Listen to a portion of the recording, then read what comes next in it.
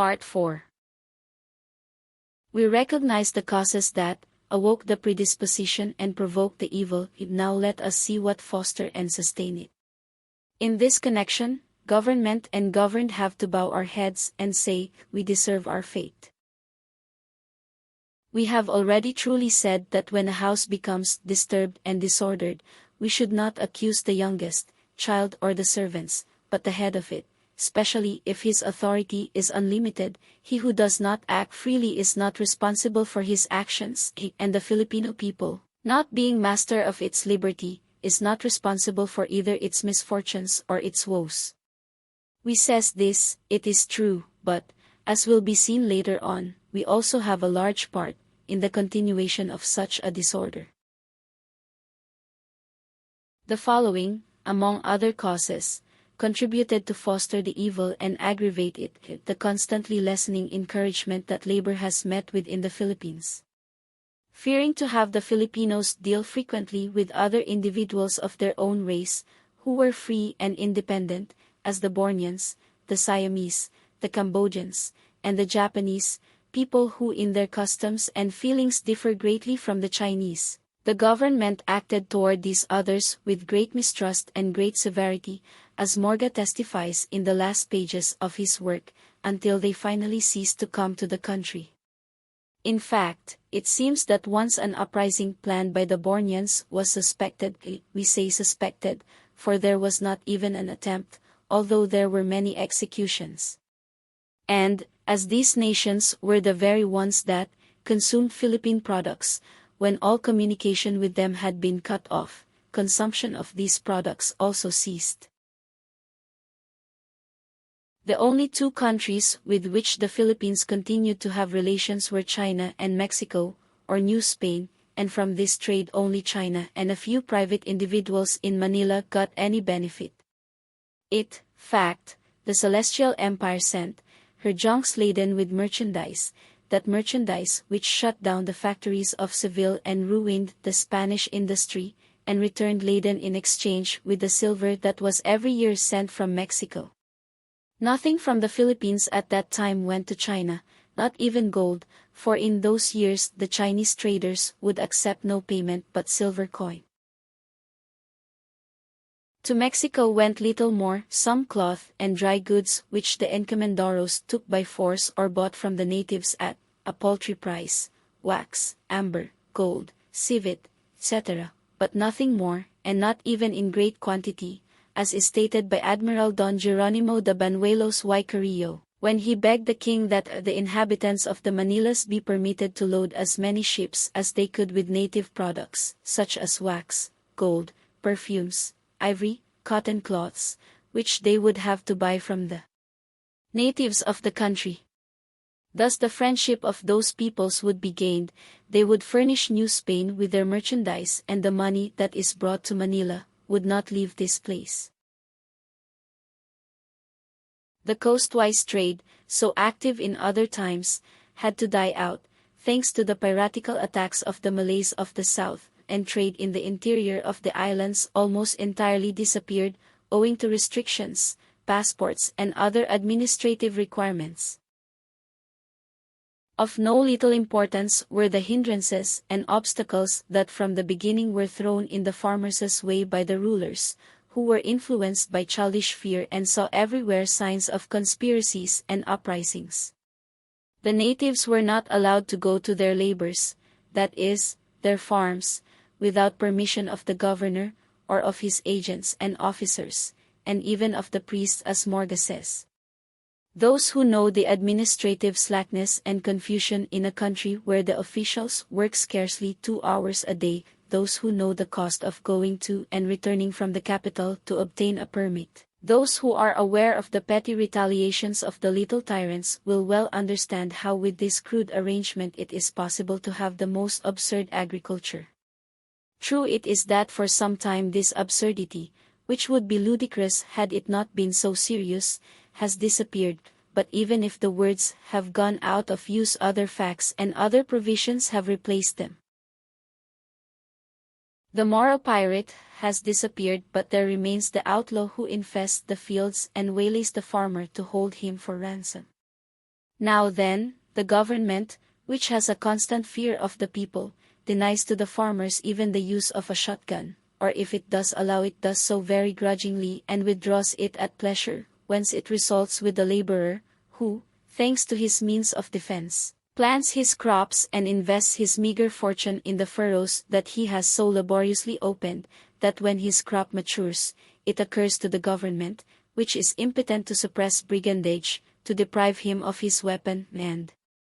then, without defense and without security he is reduced to inaction and abandons his field, his work, and takes to gambling as the best means of securing a livelihood. The green cloth is under the protection of the government, it is safer. A mournful counselor is fear, for it not only causes weakness but also in casting aside the weapons strengthens the very persecutor. The sordid return the native gets from his work has the effect of discouraging him. We know from history that the encomenderos, after reducing many to slavery and forcing them to work for their benefit, made others give up their merchandise for a trifle or nothing at all, or cheated them with false measures. Speaking of Ipian, in Panay, Padre Gaspar de San Agustin says, it was in ancient times very rich in gold. But provoked by the annoyances they suffered from some governors, they have ceased to get it out, preferring to live in poverty than to suffer such hardships. Further on, speaking of other towns, he says, goaded by the ill treatment of the encomenderos who in administering justice have treated the natives as their slaves and not as their children, and have only looked after their own interests at the expense of the wretched fortunes and lives of their charges. Further on, in Leyte, where they tried to kill an encomendero of the town of Dagami on account of the great hardships he made them suffer by exacting tribute of wax from them with a steelyard which he had made twice as long as the others. This state of affairs lasted a long time and still lasts, in spite of the fact that the breed of encomenderos has become extinct.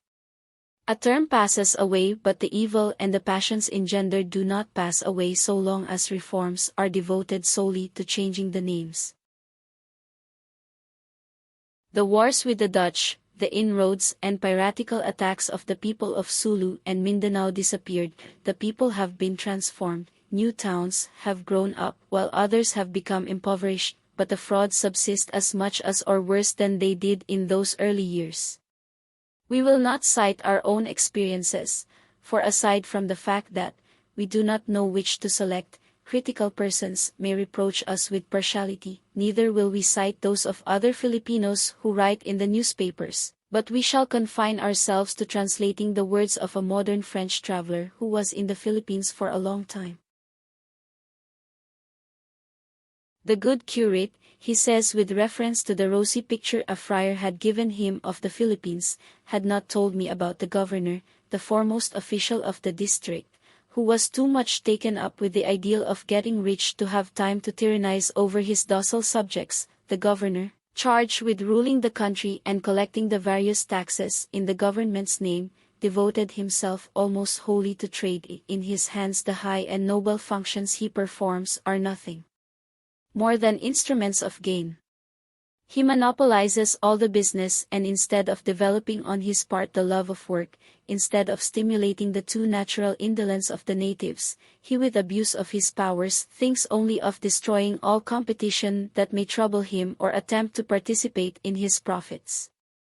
It matters little to him that the country is impoverished, without cultivation, without commerce, without industry, just so the governor is quickly enriched. Yet the traveler has been unfair in picking out the governor especially. Why only the governor? We do not cite passages from other authors, because we have not their works at hand and do not wish to quote from memory. The great difficulty that every enterprise encountered with the administration contributed not a little to kill off all commercial and industrial movement. All the Filipinos, as well as all those who have tried to engage in business in the Philippines, know how many documents, what comings, how many stamp papers, how much patience is needed to secure from the government a permit for an enterprise. One must count upon the goodwill of this one, on the influence of that one, on a good bribe to another in order that the application be not pigeonholed, a present to the one further on so that he may pass it on to his chief. One must pray to God to give him good humor and time to see and examine it, to another, talent to recognize its expediency, to one further on sufficient stupidity not to send behind the enterprise an insurrectionary purpose, and that they may not all spend the time taking baths, hunting or playing cards with the reverend friars in their convents or country houses. And above all, great patience, great knowledge of how to get along, plenty of money, a great deal of politics, many salutations, great influence, plenty of presents and complete resignation. How is it strange that the Philippines remain poor in spite of their very fertile soil, when history tells us that the countries now the most flourishing date their development from the day of their liberty and civil rights? The most commercial and most industrious countries have been the freest countries. France, England and the United States prove this. Hong Kong, which is not worth the most insignificant of the Philippines, has more commercial movement than all the islands together, because it is free and is well governed. The trade with China, which was the whole occupation of the colonizers of the Philippines, was not only prejudicial to Spain but also to the life of her colonies. In fact, when the officials and private persons at Manila found an easy method of getting rich, they neglected everything. They paid no attention either to cultivating the soil or to fostering industry, and wherefore? China furnished the trade, and they had only to take advantage of it and pick up the gold that dropped out on its way from Mexico toward the interior of China, the Gulf whence it never returned. The pernicious example of the dominators in surrounding themselves with servants and despising manual or corporal labor as a thing unbecoming the nobility and chivalrous pride of the heroes of so many centuries, those lordly airs, which the natives have translated into tila ka castella, and the desire of the dominated to be the equal of the dominators, if not essentially, at least in their manners, all this had naturally to produce aversion to activity and fear or hatred of work. Moreover, why work? Asked many natives. The curate says that the rich man will not go to heaven. The rich man on earth is liable to all kinds of trouble, to be appointed a cabeza de barangay, to be deported if an uprising occurs, to be forced banker of the military chief of the town, who to reward him for favors received seizes his laborers and his stock, in order to force him to beg for mercy, and thus easily pays up. Why be rich? So that all the officers of justice may have a lynx eye on your actions, so that at the least slip enemies may be raised up against you, you may be indicted, a whole complicated and labyrinthine story may be concocted against you, for which you can only get away, not by the thread of Ariadne but by Danae's shower of gold, and still give thanks that you are not kept in reserve for some needy occasion. The native, whom they pretend to regard as an imbecile, is not so much so that he does not understand that it is ridiculous to work himself to death to become worse off. A proverb of his says that the pig is cooked in its own lard, and as among his bad qualities he has the good one of applying to himself all the criticisms and censures, he prefers to live miserable and indolent, rather than play the part of the wretched beast of burden. Add to this the introduction of gambling. We do not mean to send that before the coming of the Spaniards the natives did not gamble. The passion for grumbling is innate in adventuresome and excitable races, and such is the Malay. Pigafetta tells us of cockfights and of bets in the island of Paragua. Cockfighting must also have existed in Luzon and in all the islands, for in the terminology of the game are two Tagalog words, sabong and tari, cockpit and gaff. But there is not the least doubt that the fostering of this game is due to the government, as well as the perfecting of it. Although Pigafetta tells us of it, he mentions it only in Paragua, and not in Cebu nor in any other island of the south, where he stayed long time. Morga does not speak of it, in spite of his having spent 7 years in Manila, and yet he does describe the kinds of fowl, the jungle hens and cocks.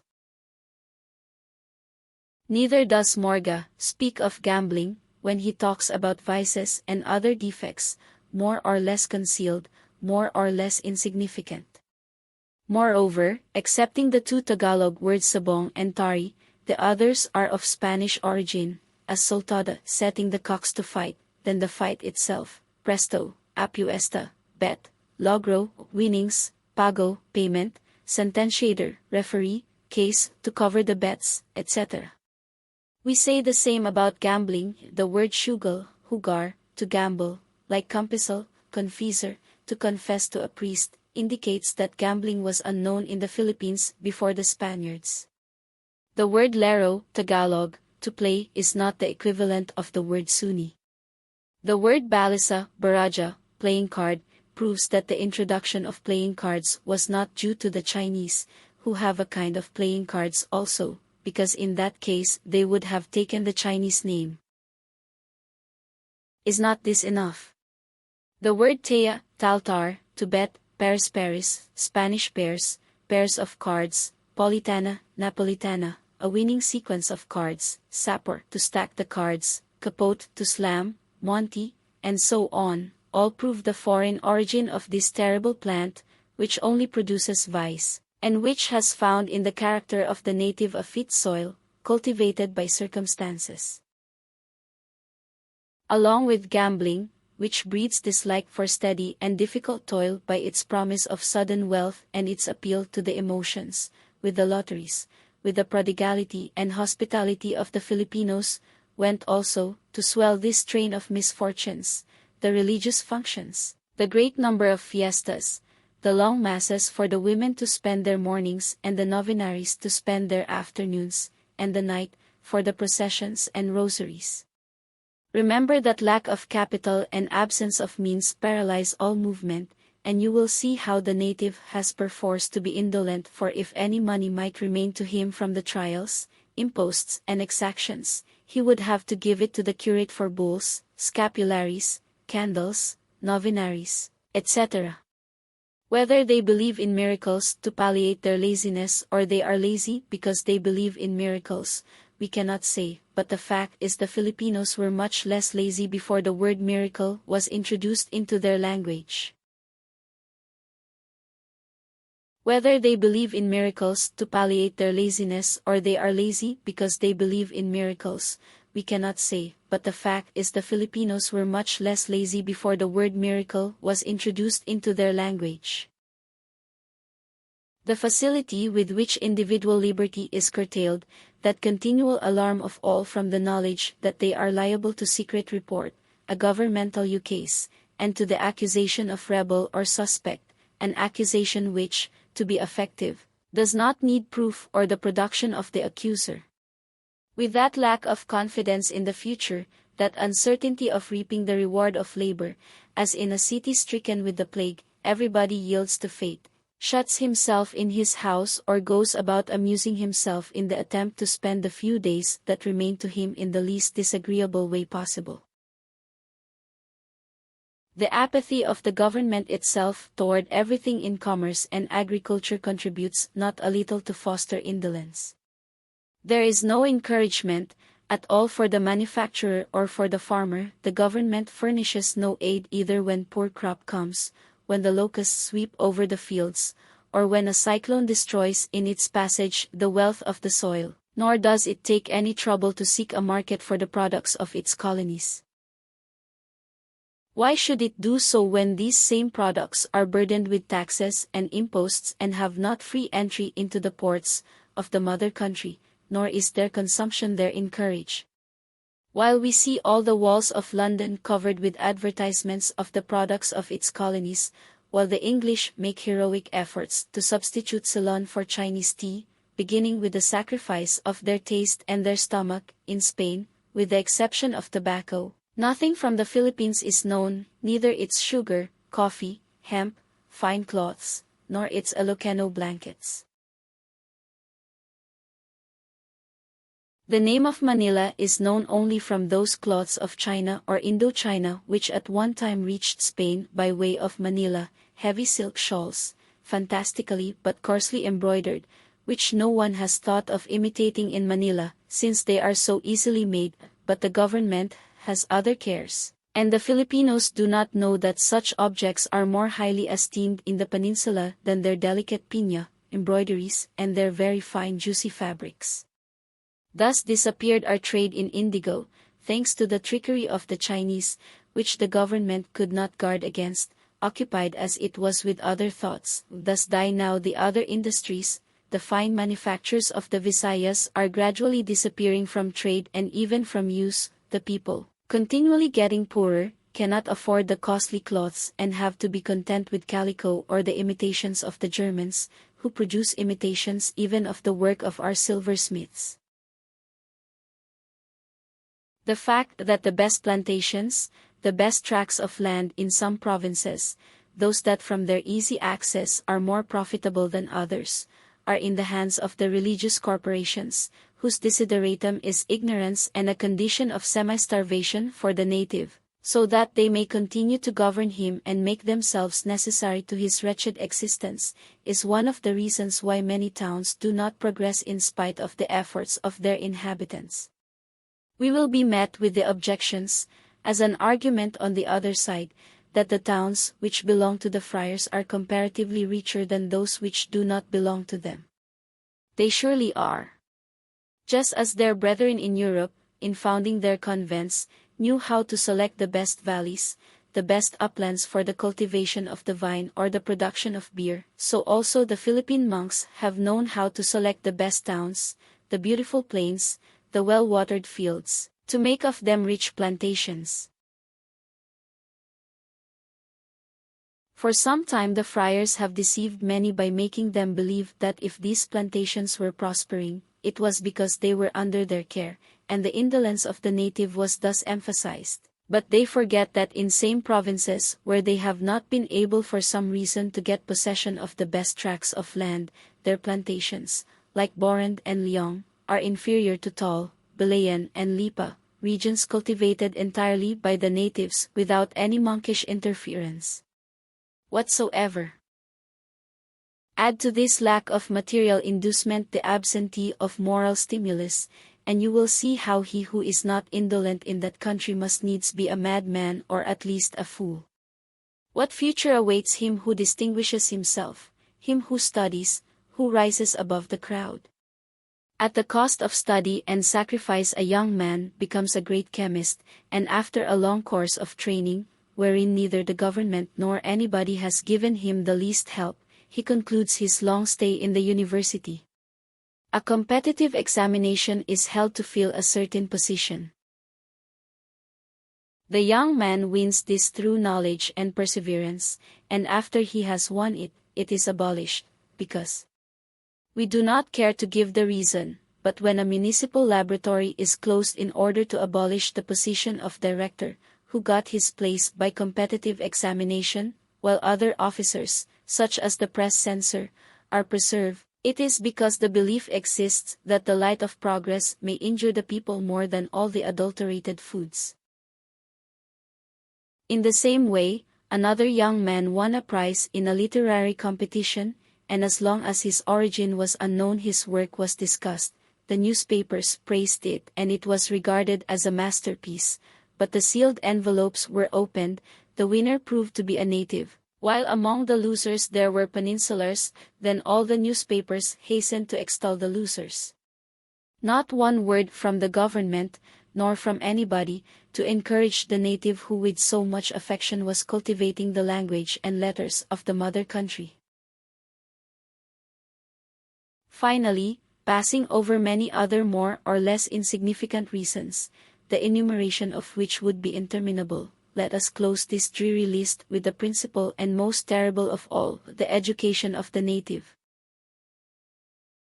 From his birth until he sinks into his grave, the training of the native is brutalizing, depressive and anti-human. The word inhuman is not sufficiently explanatory. Whether or not the Academy admit it, let it go. There is no doubt that the government, some priests like the Jesuits and some Dominicans like Padre Benavides, have done a great deal by founding colleges, schools of primary instruction, and the like. But this is not enough, their effect is neutralized. They amount to 5 or 10 years, years of 150 days at most, during which the youth comes in contact with books selected by those very priests who boldly proclaim that it is an evil for the natives to know Castilian, that the native should not be separated from his Carabao, that he should not have any further aspirations, and so on, 5 to 10 years during which the majority of the students have grasped nothing more than that no one understands what the books say, not even the professors themselves perhaps. And these 5 to 10 years have to offset the daily preachment of the whole life, that preachment which lowers the dignity of man, which by degrees brutally deprives him of the sentiment of self-esteem, that eternal, stubborn, constant labor to bow the native's neck, to make him accept the yoke, to place him on a level with the beast, a labor aided by some persons, with or without the ability to write, which if it does not produce in some individuals the desired effect, in others it has the opposite effect, like the breaking of a cord that is stretched too tightly. Thus, while they attempt to make of the native a kind of animal, that in exchange they demand of him divine actions. And we say divine actions, because he must be a god who does not become indolent in that climate, surrounded by the circumstances mentioned. Deprive a man, then, of his dignity, and you not only deprive him of his moral strength but you also make him useless even for those who wish to make use of him. Every creature has its stimulus, its mainspring, man's is his self-esteem. Take it away from him and he is a corpse, and he who seeks activity in a corpse will encounter only worms. Thus is explained how the natives of the present time are no longer the same as those of the time of the discovery, neither morally nor physically. The ancient writers, like Chirino, Morga and Collin, take pleasure in describing them as well-featured, with good aptitudes for anything they take up, keen and susceptible and of resolute will, very clean and neat in their persons and clothing, and of good mien and bearing. Others delight in minute accounts of their intelligence and pleasant manners, of their aptitude for music, the drama, dancing and singing, of the facility with which they learned, not only Spanish but also Latin, which they acquired almost by themselves, others, of their exquisite politeness in their dealings and in their social life, others, like the first Augustinians, whose accounts Gaspar de San Augustine copies, found them more gallant and better mannered than the inhabitants of the Moluccas.